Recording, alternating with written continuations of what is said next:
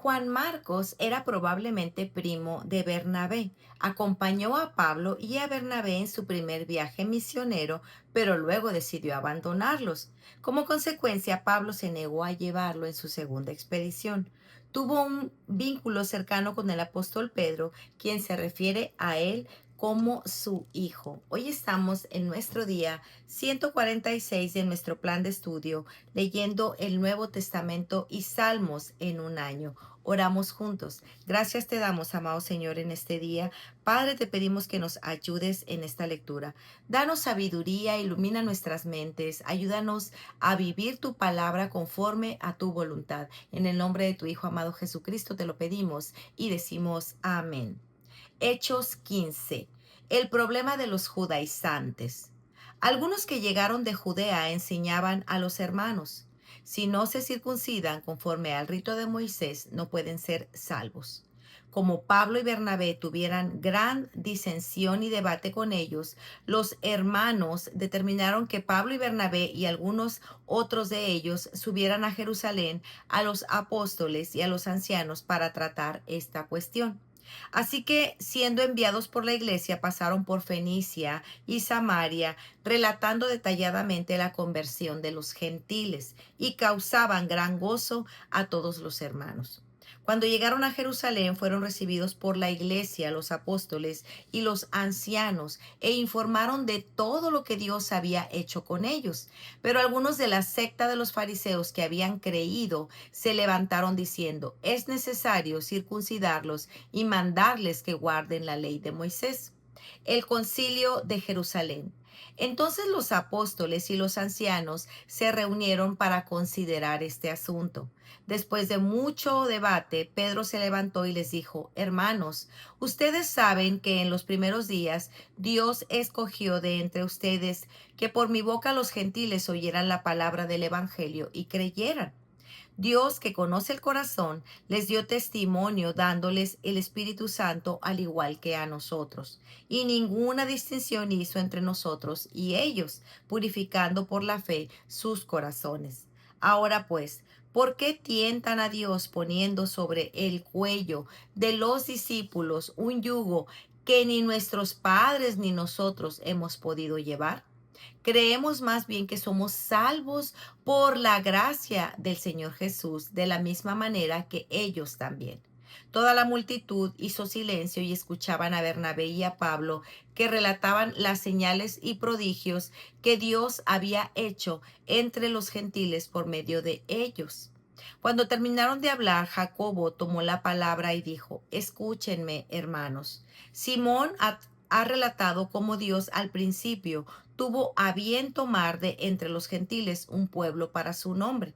Y con esto concuerdan las palabras de los profetas, tal como está escrito: después de esto volveré y reedificaré el tabernáculo de David que ha caído, y reedificaré sus ruinas y lo levantaré de nuevo, para que el resto de los hombres busque al Señor, y todos los gentiles que son llamados por mi nombre, dice el Señor, que hace saber todo esto desde los tiempos antiguos. Por tanto, yo opino que no debemos molestar a los que de entre los gentiles se convierten a Dios, sino que les escribamos que se abstengan de cosas contaminadas por los ídolos, de fornicación, de lo estrangulado y de sangre, porque Moisés desde generaciones antiguas tiene en cada ciudad quienes lo prediquen, pues todos los días de reposo es leído en las sinagogas. La carta del concilio a los gentiles. Entonces pareció bien a los apóstoles y a los ancianos con toda la iglesia escoger de entre ellos algunos hombres para enviarlos a Antioquía con Pablo y Bernabé, a Judas, llamado Barsabás, y a Silas, hombres prominentes entre los hermanos, y enviaron esta carta con ellos.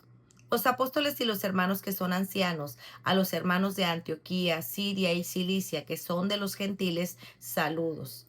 Puesto que hemos oído que algunos de entre nosotros, a quienes no autorizamos, los han inquietado con sus palabras, perturbando sus almas, nos pareció bien, habiendo llegado a un común acuerdo, escoger algunos hombres para enviarlos a ustedes con nuestros amados Bernabé y Pablo.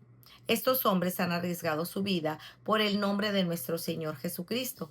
Por tanto, hemos enviado a Judas y a Silas, a quienes también les informarán las mismas cosas verbalmente, porque pareció bien al Espíritu Santo y a nosotros no imponerles mayor carga que estas cosas esenciales, que se abstengan de lo que ha sido sacrificado a los ídolos de sangre, de la carne de animales que han sido estrangulados y de fornicación. Si se guardan de tales cosas, harán bien. Pásenla bien. Judas y Silas en Antioquía. Así que ellos, después de ser despedidos, descendieron a Antioquía y reuniendo a la congregación, entregaron la carta. Cuando los hermanos la leyeron, se regocijaron por el consuelo que les impartía, siendo Judas y Silas también profetas, exhortaron y confortaron a los hermanos con un largo mensaje. Después de pasar ahí algún tiempo, fueron despedidos en paz por los hermanos para volver a aquellos que los habían enviado. Pero a Silas le pareció bien quedarse ahí. También Pablo y Bernabé se quedaron en Antioquía, enseñando y proclamando con muchos otros las buenas nuevas de la palabra del Señor. Pablo y Bernabé se separan. Después de algunos días, Pablo dijo a Bernabé: volvamos y visitemos a los hermanos en todas las ciudades donde hemos proclamado la palabra del Señor para ver cómo están. Bernabé quería llevar también con ellos a Juan, llamado Marcos, pero Pablo consideraba que no debían llevar consigo a quien los había desertado en Panfilia y no los había acompañado en la obra. Se produjo un desacuerdo tan grande que se separaron el uno del otro. Bernabé tomó consigo a Marcos y se embarcó rumbo a Chipre, pero Pablo escogió a Silas y partió, siendo encomendado por los hermanos a la gracia del Señor, y viajaban por Siria y Cilicia, confirmando las iglesias. Para reflexionar. Hechos 15 marca un punto de inflexión decisivo en la historia de la iglesia primitiva. Aquí no solo se resuelve un conflicto práctico, sino que se define con claridad la naturaleza del mismo evangelio. ¿Somos salvos por la gracia de Cristo solamente o por la gracia más algo que debemos añadir? Muchos judíos se habían convertido con el mensaje del Evangelio, pero no debió ser fácil para ellos desprenderse de tantos rituales y obras a los que estaban acostumbrados. Muchos querían imponer algunas cosas tales como la circuncisión conforme a la ley de Moisés, y esto ocasionó un debate en la iglesia primitiva. ¿Debían estos nuevos creyentes adoptar las doctrinas del judaísmo? Este conflicto no era menor. Estaban en juego si la salvación era verdaderamente por fe solamente o si debía completarse con obras de la ley. Jesús dijo: nadie pone un remiendo de tela nueva en un vestido viejo, porque el remiendo al encogerse tira del vestido y se produce una rotura peor. Y nadie echa vino nuevo en odres viejos, porque entonces los odres se revientan, el vino se derrama y los odres se pierden, sino que se echa vino nuevo en odres nuevos y ambos se conservan. Mateo 9, 16, 17. Dios estaba haciendo algo nuevo. Los judíos debían abandonar todos esos rituales y no debían integrarlos a este nuevo pacto de gracia que se había instaurado. Pero puedo reconocer que debe haber sido algo difícil para los fariseos acostumbrados a todas sus tradiciones. Muchas cosas habían cambiado demasiado rápidamente. La forma como los apóstoles resolvieron este conflicto por medio del concilio de Jerusalén, juntándose ahí con los ancianos y las iglesias para considerar las implicaciones de la obra de Jesús y cómo debían moverse de ahora en adelante con los gentiles, es impresionante. No fue una reacción impulsiva ni autoritaria, sino un discernimiento comunitario bajo la dirección del Espíritu Santo. Las conclusiones de este concilio eran de vital importancia para el futuro del cristianismo, porque implicaban la naturaleza de la salvación por la fe solamente. Decidieron no ponerles yugos difíciles de llevar a estos hermanos y determinaron solo pedirles algunas cosas esenciales para no ofender a los judíos: la ley del amor puesta en práctica. Ellos confiaron en la dirección del Espíritu Santo para llegar a esta determinación. Este acuerdo no negaba la libertad cristiana, sino que la encauzaba por amor, para preservar la unidad del cuerpo. Aunque hoy no imponemos circuncisión en ninguno de estos rituales, muchas veces queremos imponer en otras cosas que la palabra de Dios no manda, sin darnos cuenta de que ponemos cargas en otros que no están conformes al Evangelio de gracia que hemos recibido. Algunas entre muchas de estas cosas pudieran ser: mandar el uso de una vestimenta específica para las mujeres. Aunque la motivación es buena, la modestia, no podemos legislar donde la Biblia no legisla, restando a la libertad cristiana que tenemos como creyentes. Número 2. Prohibir el maquillaje o las joyas a las mujeres, basados en que la conducta exterior no es la que debe preocuparnos, sino la interior. Número 3. Legislar en cuanto a qué tipo de escuela deben ir nuestros hijos. Número 4. Legislar acerca de las comidas que consumimos. Número 5. Legislar en cuanto a los lugares que se visitan, qué música se escucha o qué preferencias de música tenemos, etcétera. Al conocer la decisión del concilio, los hermanos se regocijaron cuando lo escucharon por el consuelo que les impartía. Qué consuelo da saber que no tenemos que someternos al yugo de la esclavitud. En Cristo somos libres. Esa libertad no es licencia para el egoísmo, sino espacio para amar.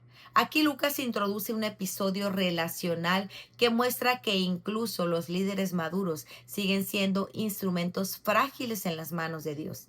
Pablo y Bernabé laboraron juntos hasta el momento en que Bernabé quiere incluir a Juan Marcos en el próximo viaje misionero.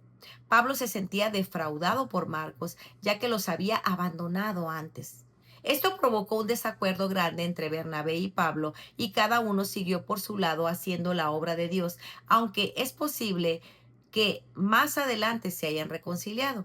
Es válido diferir en criterio con otras personas, con respeto y amor y sin albergar resentimientos, para que cada uno cumpla el plan de Dios fiel y libremente. De nuevo, Dios nos recuerda que Él hace su obra a través de instrumentos débiles. El amor está por encima de nuestra libertad en Cristo.